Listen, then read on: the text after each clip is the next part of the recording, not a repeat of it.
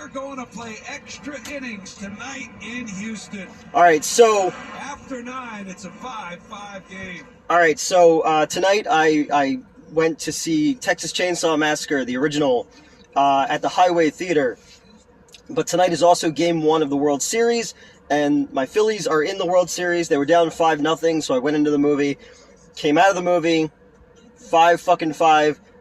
So now I'm staying in my car until the game is over because, well, I guess I could go inside. Either way, they're in extra innings now, so you'll get your Texas Chainsaw Massacre review after this game ends, and, yeah, 5-5, man. All right, the game is over. I did stay in my car the entire time, though.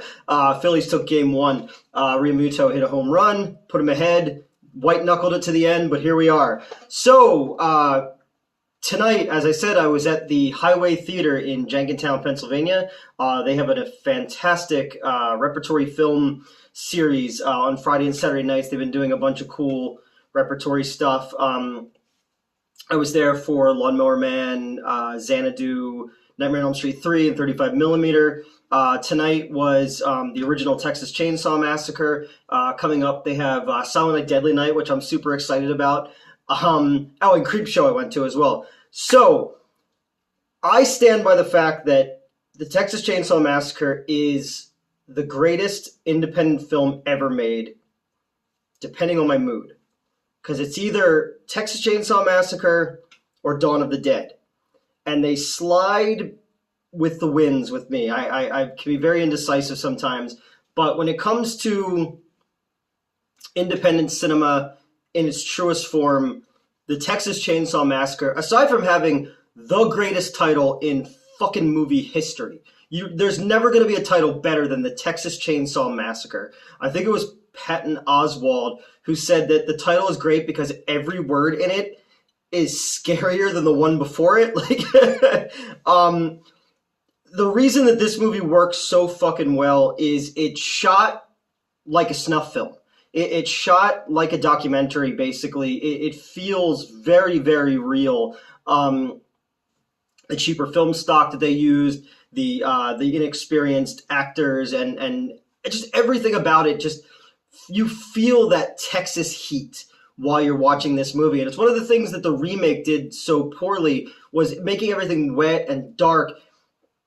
This movie, everything is either overlit or underlit, which I think is just fantastic. There's so many shots of just lens flares and these wide shots of barren Texas landscapes. But then you have these amazing, textured shots, like when Kirk and Pam are walking towards the Sawyer house. You have this juxtaposition between these beautiful sunflowers and then the rusted out, cars that have been left behind and all these things. It's just cool. The movie has its own kind of vibe and its own kind of texture to it, which I find fucking brilliant. And people always talk shit on Tobe Hooper. It's like, oh, Steven Spielberg really directed Poltergeist. No. Fucking Tobe Hooper was hired by Steven Spielberg to make a movie that looked like an Amblin film. Nobody ever fucking says, oh, J.J. Abrams didn't direct that, Steven Spielberg did. Look at Super 8. This movie's made to look like a Spielberg movie, but nobody ever fucking says anything about that. They always want to call Tobe Hooper into question because, well, he's the guy who made, Texas Chainsaw Massacre, and he's the guy who made, Funhouse. And I think Funhouse has some of the best set design in any movie ever, all right? Hooper was a fantastic filmmaker. You look at something like Life Force. Fucking Life Force is incredible, and it was made by the Cannon Group, and it's schlock, and it's awesome. He's always been one of those directors who never really got the credit that he was due, because you always had the, Texas Chainsaw Massacre, and then you had the Spielberg hanging over stuff, but I never bought that. I always thought that he was a real, intelligent and technically proficient filmmaker, and the Texas Chainsaw Massacre proves that right away. I mean, this movie was made for the Grindhouse circuit, the drive-in circuit in 1973. Was originally called Head Cheese. They changed the title to the Texas Chainsaw Massacre, which I think was a smart idea. It was just and the first shot that you see of the dead armadillo was originally a dog, and they thought it was too disturbing, so they took that out. You're in it the whole time from the moment that it's dark and you hear something going on, and then you see the flashes of that, of the camera, and you're getting these weird images of these rotten bodies, and you're like, what is this? Like, what are we getting into? And it's your first steps into hell, basically. And that's kind of what I always tell people about this movie. There's certain shots in this movie, it's like looking into hell. Again, going back to when Kurt enters the house for the first time, the shot is inside the house, and you're looking out at him standing in the doorway, and he's partially obstructed by shadow, but you see the bright blue sky behind him, and we know as an audience what's on the other fucking side of that door, and it's like something out of Greek mythology. It's taking that step towards Hades. When Leatherface makes his first appearance and bashes Kirk in the head and then slams that meat door, you're just like, because this movie doesn't really have a lot of blood in it, your mind fills in the gaps of the horrifying fucking things that are going on behind that door. I love that the grave robbing takes place in Newt, Texas, which I always thought was cool. I've always been partial to this movie because they say Newt in it. Everybody knows the fucking story. A group of long-haired hippie types, probably smoking jazz cigarettes. They go to a cemetery because there's been graves that have been robbed. They want to make sure Sally, who's our main character, played by Marilyn Burns, and her brother Franklin, who's in a wheelchair, go to make sure that the grandfather's grave hasn't been disturbed. And while they're out there, they go to see their old grandparents' house, which is dilapidated, which leads them into the Sawyer, farm. Not the Hewitts. The remake was the Hewitts. I also really appreciate, I never really noticed it until today, Marilyn Burns' nipples are hard in every scene in this movie, whereas Jessica Biel is wet, wearing no bra and a t-shirt, but has no nipples. She's like a fucking Barbie doll. Yeah, man, I really, really enjoy this movie. And I also, seeing it with a crowd tonight, it was kind of funny that people were uncomfortable by it. But it's a comedy. This movie it's a dark, dark comedy. There's so many fucking hilarious but disturbing scenes in this movie. You have when Drayden Sawyer, puts the sack over Sally and has her in the car, and he's hitting her with the stick, and he just keeps doing it, and the camera just lingers there.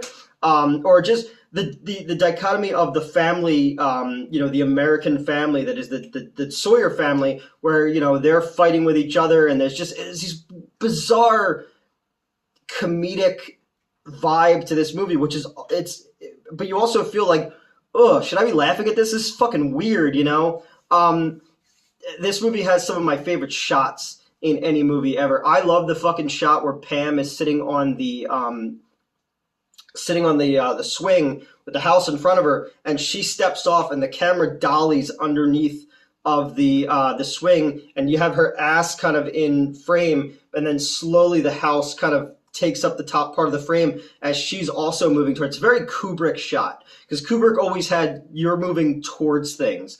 I love that shot. I love the fucking shot where Sally and Franklin are in the woods, and he thinks he hears something, and he turns the flashlight, and there's Leatherface. I homage that in the Pokemon fake trailer that I made that's on this channel, where I'm Ash, and the redhead that I used to work with, she's playing Misty, I think is the Pokemon character's name. And Justin Daniels is in the Jigglypuff costume with the hockey mask and all that kind of stuff. And I do the what's the line? It's like, my courage will pull us through or something like that. And I turn, then he comes out with the chainsaw. And I took the chain off the saw, but still seeing that dude come at me like that, I was taken aback by it.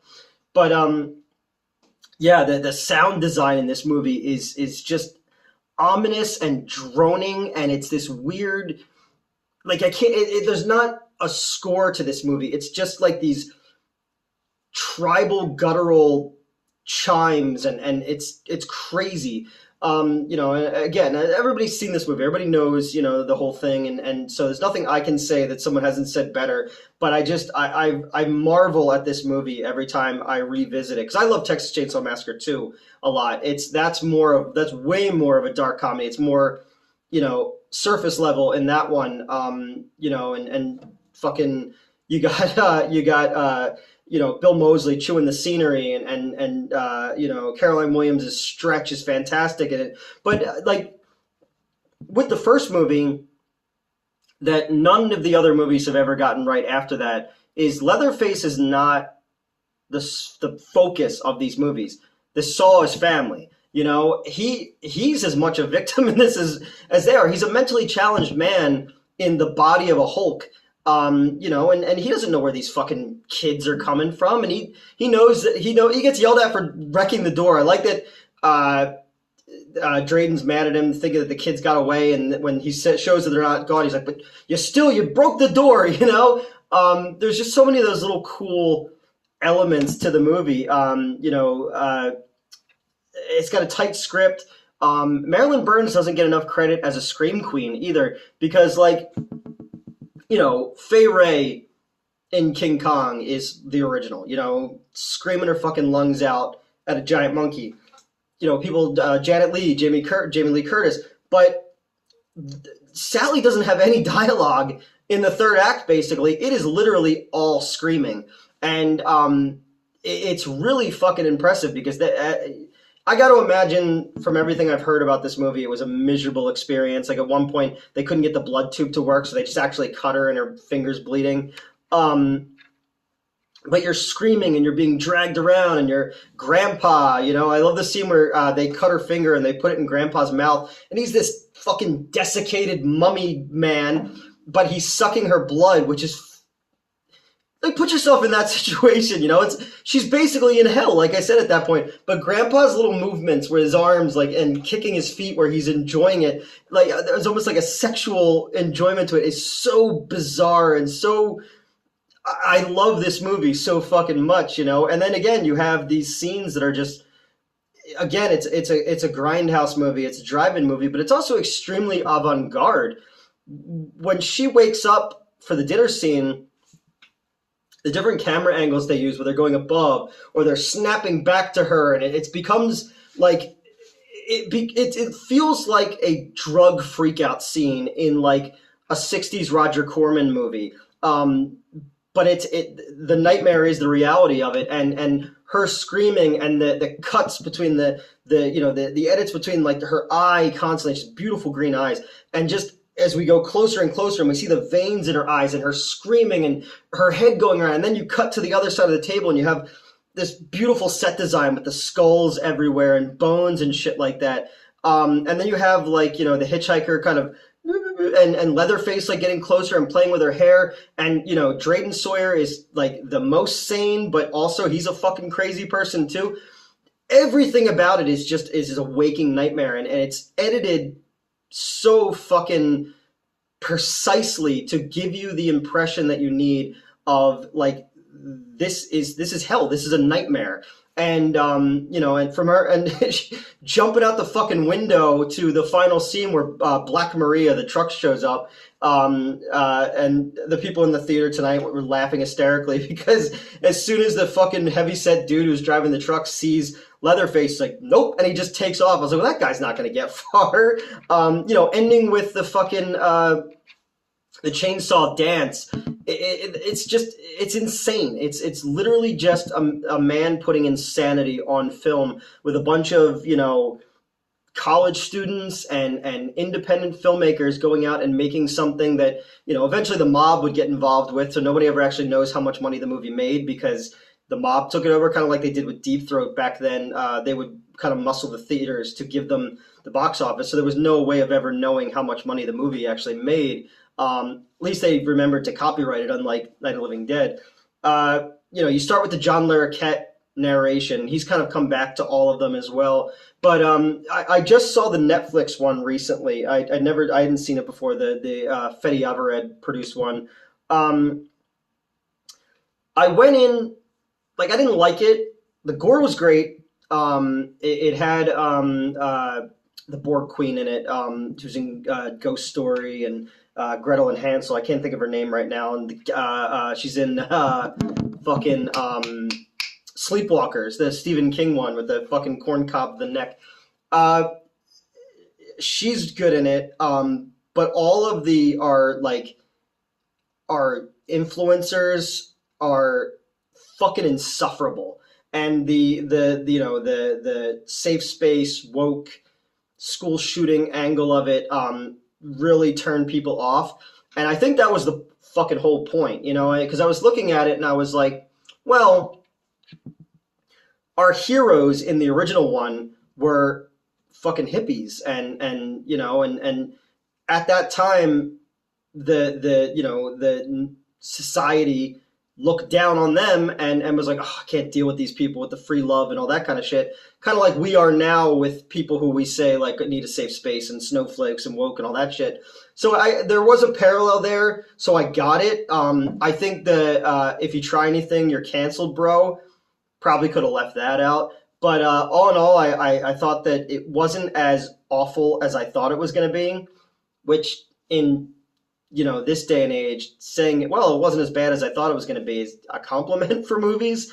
But really, none of the movies have ever kind of captured the feel of that first one. And how can you? Because you know, Canon made the second one, and then was it Dimension did some after that, or whoever. Because I like 2 a lot, and I like 3 a lot because of Ken Foray and Viggo Mortensen. Has the greatest teaser trailer in movie history, where it's Excalibur with the lady in the lake, but it's instead of Excalibur, it's the chainsaw, and then Leatherface grabs it and starts it up, and you know, I think it was Kane Hodder as well playing Leatherface in that trailer, but I'm not sure. I might be wrong on that. The dude who was Leatherface in part 3, I got to hang out with the whole weekend at Living Dead Weekend in Monroeville a couple months ago. It was him, Ken Foray, you know, from Dawn of the Dead and Texas Chainsaw 3, and they were super cool, and it was really awesome to hang out with them all weekend. But then you have the Matthew McConaughey and Renee Zellweger one. I didn't like the remake. I thought that the remake kind of was too glossy and too slick. And again, all of them kind of missed the point, and they diminished the family, and they put the emphasis on Leatherface, he's not even the strongest character. Like, you know, at least in 2, they gave Leatherface a little bit more to do with him being, you know, in love with Stretch. Oh, that's the other thing in the remake. So Marilyn Burns passed away. The actress Marilyn Burns who plays Sally passed away like in the early 2010s. You know, there's a movie she did Hooper's follow-up, which was Eaten Alive, which I don't like. And she's fine in it. The guy who plays Winslow in Phantom of the Paradise, he's also in Funhouse as well. He kind of got his start with De Palma and De Niro when they were doing stuff like Greetings back in the day. De Palma did a lot of these kind of satirical, I don't know, they were like satires of like the Vietnam era that he was doing back then. And Greetings is a terrible movie, but De Niro's in it. So Eaten Alive isn't very good. But people like it, you know, and there's definitely elements of it in X and in Pearl as well with the gator and stuff like that. But what was I doing? Oh, Marilyn Burns. So she died, and then this remake is a legacy remake, so they bring the Sally character back, but the original Sally's dead, and they cast the woman from Mandy, who's fine, but now she's like an Texas Ranger, and she's been waiting all these years to get revenge on Leatherface for what he did to her friends. And I'm like, no, Sally's broken at the end of that movie. At the end of the first movie, when that truck is driving away and she's laughing hysterically, there's nothing behind her eyes anymore, you know? And that's probably due to the shooting conditions that they were in, because even Gunnar Hansen said in an interview that by the end, like when he was whipping the chainsaw around, he was imagining that he was killing Tobe Hooper because everybody was so at each other's throats, you know? So to bring this other actress in as Sally, doing a thing that I don't think Sally would ever do, and then like kill her off right away, just felt like so disrespectful to the character and to the original actress. Like, there are other characters. Stretch would have come back to hunt Leatherface, you know, at the end of part 2 when she has the chainsaw and she's going crazy. That would have made more sense than bringing Sally back to do it. Franklin's one of the most annoying characters in movie history. I also think this movie has, and someone check if I'm wrong, this movie probably has the most blowing raspberries of any movie ever. Like 2 different characters do it on multiple occasions, and I was just like, a lot of blowing raspberries in this movie. The set design is amazing. All the skulls and the bones and a fucking chicken in a in a cage. It looks like folk art and outsider art filtered through the spectrum of Ed Gein, you know, and that's obviously who this movie was based on. So is Robert Bloch's Psycho. Takes a lot of cues from Ed Gein as well. You know, another serial killer from Wisconsin. I gotta watch the Dahmer show. I'm still waiting to see that one. Mets told me that I can use their Netflix account, so I'm gonna use that. Yeah, I don't know. I'm rambling now. And I'll probably, after I hit stop, I'll think of something else that I wanted to talk about. I really dig this movie. I think this movie is a fucking triumph. You know, and you can look at it as a piece of exploitation, but then you can also look at it as like, with very limited funding and very limited film experience, these people were able to make something that to this day still can get a reaction out of people. And there's something amazing about that. And you know, these guys set out to make something more than, like Wes Craven with Last House on the Left. He was trying to make his version of Bergman by way of Grindhouse, you know, and I think that's amazing when actual auteurs can elevate a piece of material like the Texas Chainsaw Massacre, you know, because when you see that movie, you're expecting blood and guts and all that, and this one it's very restrained, but it also works a lot on this total sense of uneasiness that comes from the cinematography showing you the heat of that Texas sun. You can almost smell the rot and feel like the perspiration on these actors and also the palpable discomfort that these actors are in while making it. And you think that the fucking people in the Sawyer family are actual crazy people. You know, like you watch that and you go, where do you find a dude who looks like the hitchhiker? Like, you know what I mean? Yeah, this is, you know, depending on my mood, the greatest American independent film of all time. And it's an actual piece of art, you know, and I love the tagline, "Who will survive and what will be left of them?" You know, and Leatherface, it's like the first Michael Myers, or the first Halloween movie. Leatherface masks never looked as good as they do in that first movie. Even the makeup, the grandpa actor was like a 14-year-old kid because he was the only one who they could get to fit the makeup and all that kind of stuff. It's just all this cool fucking shit. I'm just gloating now because it was really like, I've seen these movies a million times. Going back to like, I think I saw the first one when I was in like second or third. All right, let's start again. We're not going to start from the beginning. My phone started ringing while I was doing that, and yeah, so that was interesting. People only call me when they want something. So no, yeah, Texas Chainsaw Massacre. I'm such a big fan. The second one, a lot of elements of the third one. After that, they kind of get ridiculous. The remake was not great, but solid. The guy who played Leatherface in that one is the one who played Chip Shrek in Batman Returns. And then you had a prequel. Then you had an unofficial sequel to the first movie with the girl with the giant boobs from True Detective Season 1, who Woody Harrelson was cheating on his wife with. And like... It starts with like the Sawyer family from the first movie, but Bill Moseley is playing Drayden Sawyer, and they all get gunned down, and then like a little girl survives, and she's raised by like another family, and she grows up to be the boob girl. And like the first part takes place in the 70s, but when we meet her later, it's clearly the 2000s, and her boyfriend is like this rapper. And they had to keep covering up all the gravestones so you didn't know what year it was supposed to be set in. That's the Do Your Thing, cuz, the 3D one.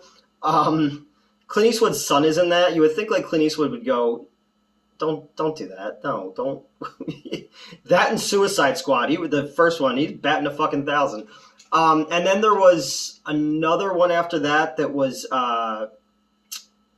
had the woman from the Haunting remake and the first Conjuring movie, and it had like a kid in like a cow's head, and you're led to believe like the big doofy one at like the orphanage was Leatherface, but it turns out to be another kid. I watched it like passively and was like, why are they still doing these? Then you have the new one, Alice Krige. It just dawned on me. That's the woman who plays Leatherface's caretaker in the new one.